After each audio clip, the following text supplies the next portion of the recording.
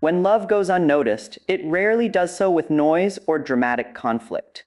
Instead, it creeps quietly into the spaces between people, hiding in silence, in glances that are never returned, in words that tremble on the edge of being spoken but never quite find the courage to escape.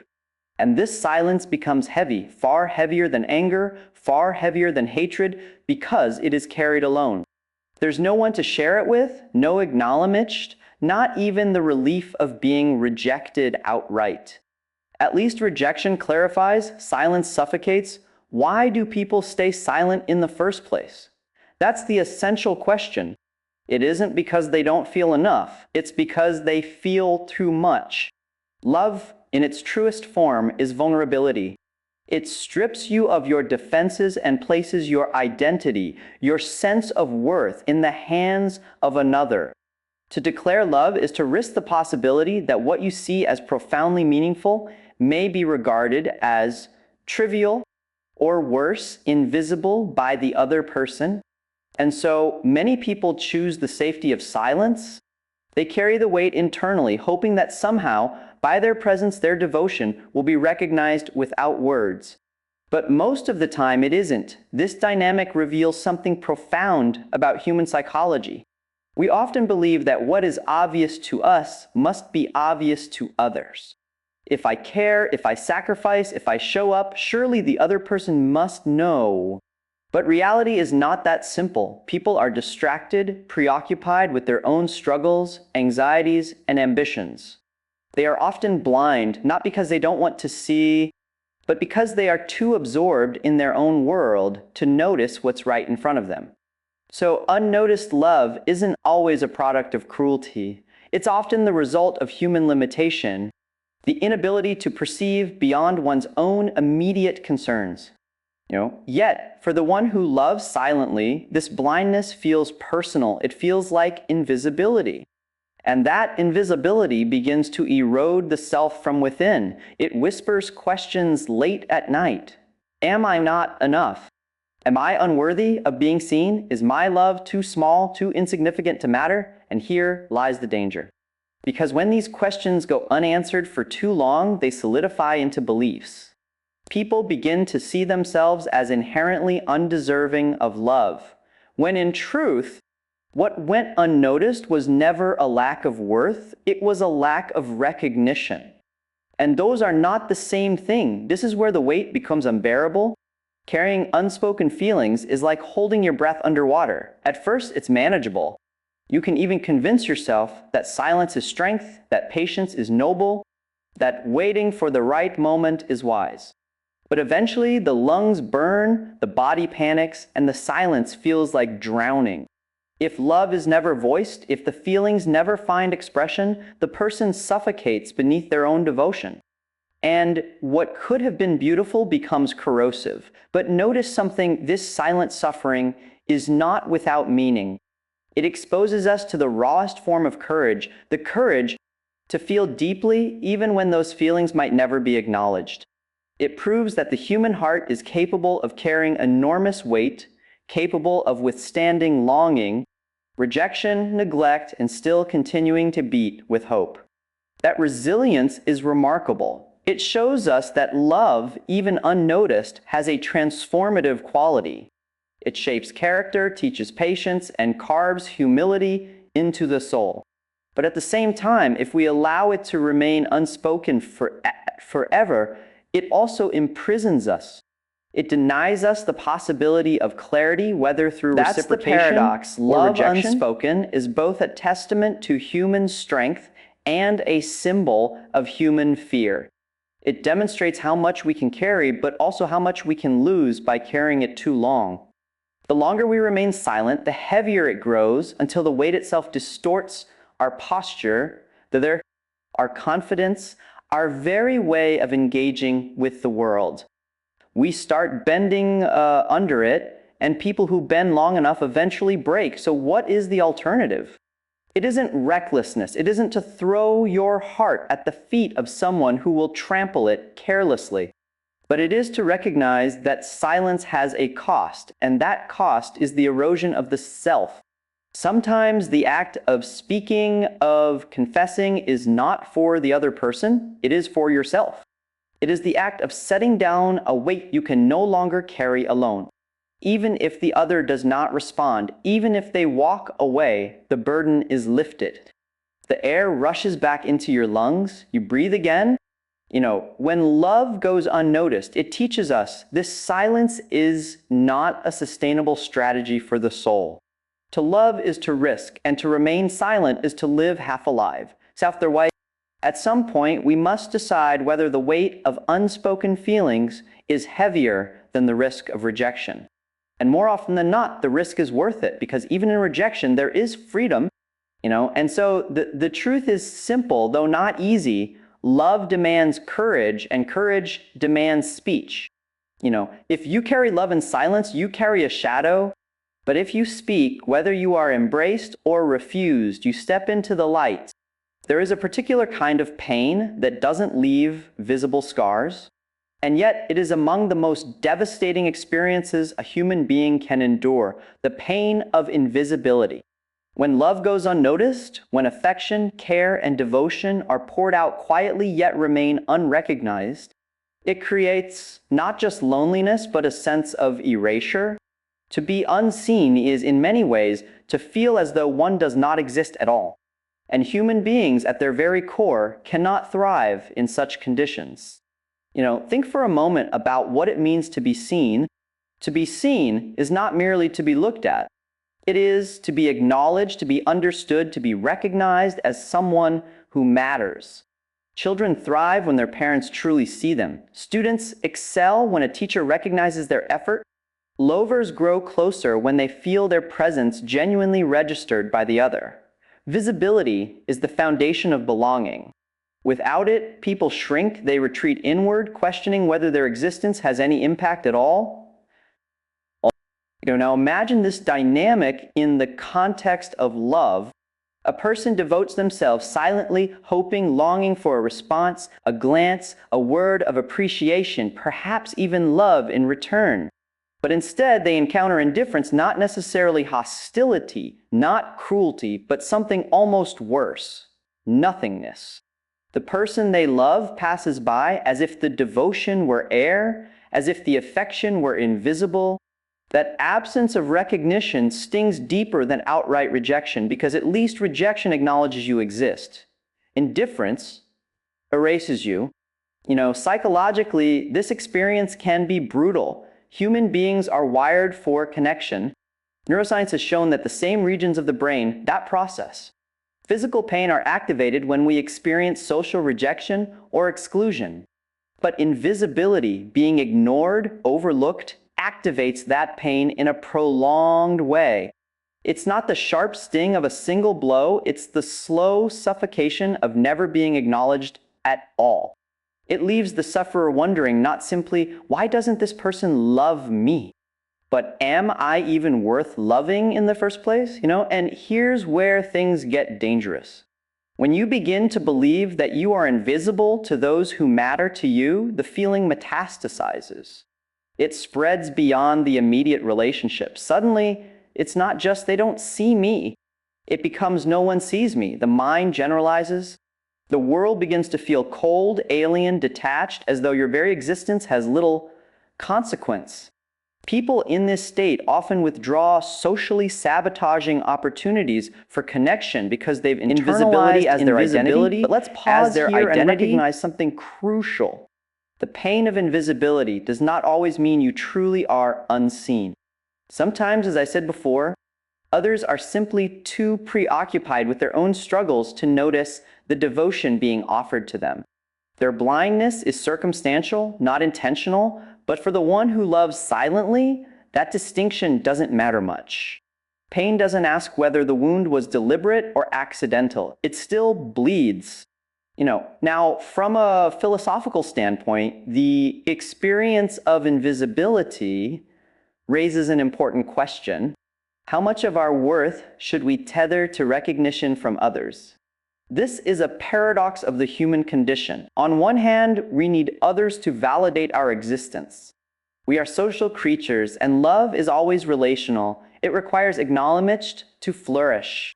On the other hand, if we anchor our entire sense of identity on being noticed, we place our lives in the hands of forces beyond our control.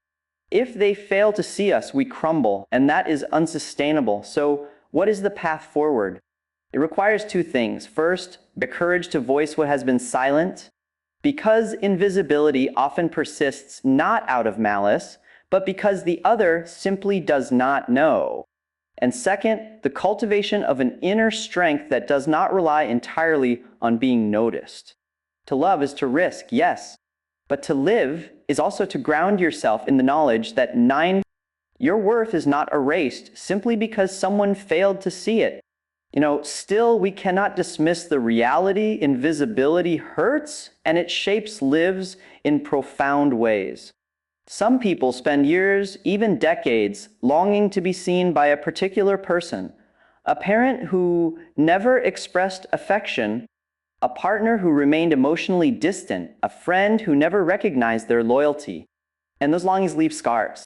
The tragedy is not only in the love that went unnoticed, but in the parts of the self that were lost in the process.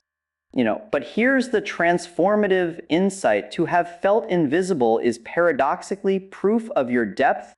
It means you cared enough to want to be recognized. It means you had something within you, love, devotion, loyalty, that longed to find a home in another. That longing is not weakness. It is evidence of your humanity. And though the pain of invisibility is real, it does not define you. What defines you is the courage to face it, to endure it, and eventually to step beyond it. So when love goes unnoticed and invisibility threatens to swallow you, remember this. Your existence is not contingent on someone else's recognition. Yes, being seen is profoundly important, but failing to be noticed by one person does not make you invisible to the world. Now, sometimes the first step toward healing is to look in the mirror and acknowledge yourself, your worth, your effort, your love, even if no one else does. When love goes unnoticed, it's not only a matter of external circumstances or the blindness of another person. It digs into the very psychology of how we perceive ourselves and how we interpret the world around us. Love is not merely an emotion, it is an orientation of the soul towards something beyond itself. It asks for reciprocity, for recognition, because without that, the one who loves feels as though they are shouting into a void, and the void does not answer. The psychology of unnoticed love begins with one fundamental truth. Human beings long for meaning, and love is one of the most profound sources of meaning. When you love someone, you invest your identity into that relationship. You pour your time, your attention, your vulnerability into it. In doing so, you create a kind of psychological contract, even if it is never spoken, that your effort, your sacrifice, your care will matter. And when that investment seems invisible, it's not just disappointing. It threatens your entire framework of meaning.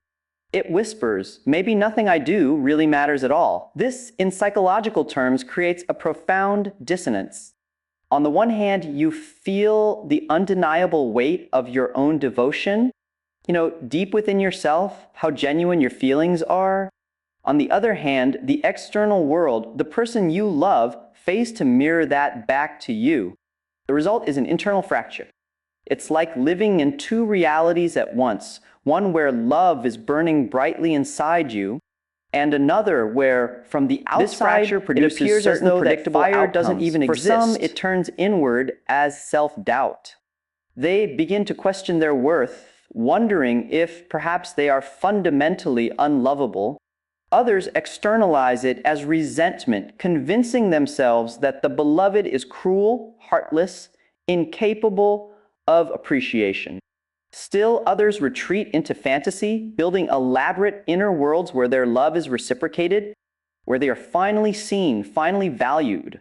Each of these responses is a coping mechanism, an attempt to reconcile the unbearable gap between the love that is felt and the love that is not acknowledged. But what's particularly dangerous is the way unnoticed love can shape a person's identity over time. When you repeatedly experience your devotion being overlooked, you risk forming what psychologists call a learned narrative. That narrative might sound like, my love doesn't matter, my efforts don't matter, I don't matter. Once that belief crystallizes, it doesn't stay confined to the one relationship. It seeps outward, coloring every interaction. It affects your confidence at work, your trust in friendships, your willingness to take risks in future relationships. You stop believing not only in the possibility of being loved, but in the possibility of being seen at all.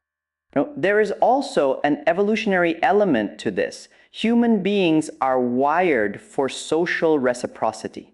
In early tribal life, being ignored or overlooked wasn't just painful, it was dangerous. It suggested exclusion from the group, which often meant death. That ancient wiring still operates within us today. To feel unnoticed by someone you love triggers the same alarm bells that once signaled mortal peril. This is why the pain feels so disproportionate, so overwhelming. It's not simply rejection, it's the primal fear of being cast out, left alone, erased. Yet, if we examine this carefully, we also find within it an opportunity for growth. The psychology of unnoticed love exposes a critical truth. You cannot anchor your entire existence in the recognition of another. Yes, love is meant to be mutual, but if your identity depends solely on the reflection you receive from someone else, you hand over your very being into their hands. And if they fail to notice you, you collapse. That is too much power to give away. So the challenge and the opportunity lies in reclaiming your agency, to recognize that while being unseen by another is painful, it does not define your worth. In fact, it can become a kind of crucible. The silence, the invisibility, the lack of recognition, it forces you to ask the hardest questions. Who am I when no one sees me? What is my worth when it isn't validated by another? And the answers to those questions, though difficult, can forge extraordinary strength. What's that? It is in this very place where your love goes unnoticed that you can begin to cultivate an identity not entirely dependent on external recognition. You learn to speak to yourself, to acknowledge your own depth, to find value in the purity of your devotion, even if it was never received. And paradoxically, it is often those who have known the pain of invisibility most deeply who develop the richest capacity to see others. Having once been unseen, they refuse to inflict that wound on anyone else. They become the kind of people who notice, who listen, who recognize the value in others that the world so easily overlooks. But let's be clear, this is not about glorifying suffering or romanticizing unnoticed love. The pain is real, and it should not be dismissed. What I am suggesting is that even in the midst of that pain, there is a possibility of transformation. The very experience that once made you feel invisible can teach you to live with eyes wide open, to see and value not only others, but yourself. So the psychology of unnoticed love is not merely about the ache of invisibility. It is about the confrontation with yourself that invisibility forces upon you. It is the realization that love, at its deepest level, there comes a point when the weight about the unnoticed love must also be about the integrity of your own soul. You either collapse beneath it, or you decide to set it down and walk forward. Healing, then, is not about erasing the love you felt, nor is it about pretending the pain was never real. Healing is about integrating the experience into your story without letting it dominate the entire narrative of your life. It is about learning to move forward not in bitterness, not in cynicism, but in strength and clarity. The first step in this process is to acknowledge the wound. That may sound simple, but for many it isn't. Too often, people minimize their own suffering. They say to themselves, "It wasn't real love, it didn't matter, I'm being dramatic." But denial does not heal, it only buries the pain deeper. Healing requires honesty, admitting to yourself that you cared, that you invested, that it hurt to be unseen. Only when the truth is named can it be confronted, but acknowledgement is not the same as fixation. One of the traps of unnoticed love is the tendency to replay the same unanswered questions over and over. Why didn't they see me? What did I lack? What could I have done differently? Those questions feel urgent, but they are bottomless. They consume years of life in cycles of rumination that yield no clarity. Healing demands a shift in focus from the one who did not see you to the life that is still waiting for you to live it. The past cannot be rewritten, but the future is unwritten, and your energy belongs there. Psychologically, this shift is crucial. Neuroscience tells us that the brain reinforces whatever patterns we repeatedly dwell on. If you continually meditate on your invisibility, your mind wires itself to expect invisibility everywhere. But if you begin to focus, even in small ways, on opportunities for connection, on places where you are seen and valued, the brain rewires itself toward possibility. Healing, then, is not just emotional, it is neurological. It is the deliberate training of attention away from what was lost and toward what can still be gained. Yet moving forward does not mean forgetting. In fact, some of the deepest wisdom emerges precisely from the pain of being unnoticed. Think about it. The person who has never felt invisible cannot fully understand the agony of invisibility in others. But the one who has walked through that valley develops a rare sensitivity. They become the kind of person who listens more closely, who notices the overlooked, who treats others with dignity because they know what it feels like to be denied it. In this way, what once seemed like a curse becomes a source of moral strength. Still, there is another danger to avoid: cynicism. Many who have been unseen in love build protective walls around themselves. They say, "Never again, I will never open my heart like that again. I will never give anyone the chance to overlook me." And while that instinct is understandable, it is also tragic. Because in shielding yourself from pain, you also shield yourself from love. You become safe, but you become empty. Healing is not about building a fortress. It is about learning to walk into the world open-eyed, knowing the risks, but refusing to let fear dictate the terms of your existence. So how does one do this in practice? By starting small, by noticing the moments of visibility that do exist in your life. A friend who checks in on you, a stranger who smiles back, a sibling who remembers something you said weeks ago. These are reminders that you are not invisible to the entire world, even if you were invisible to one person. The more you notice these, the more they grow, because attention magnifies what it focuses on. But beyond the external, there is the internal dimension, learning to see yourself. For too long, your worth may have been tethered to the recognition of another. Healing requires reclaiming that worth for yourself. It means looking in the mirror and saying, not as empty affirmation, but as sober truth, I matter even if they did not see it. My love was real, even if it was unnoticed. My life still holds meaning, even if theirs could not acknowledge it. That kind of self-recognition is not arrogance. It is survival, and finally moving forward means daring to love again, not recklessly, not naively, but courageously. It means understanding that to love is always to risk invisibility, and yet to embrace that risk, because love, despite its dangers, remains the highest good available to us. Without it, life shrinks into emptiness. With it, even if it sometimes goes unnoticed, life expands into meaning. So healing is not about eliminating the pain of unnoticed love. It is about transforming that pain into wisdom, into strength, into a deeper capacity to live. It is about refusing to let invisibility define you, and instead using it as the very reason you choose to see more clearly, to love more deeply, to live more fully.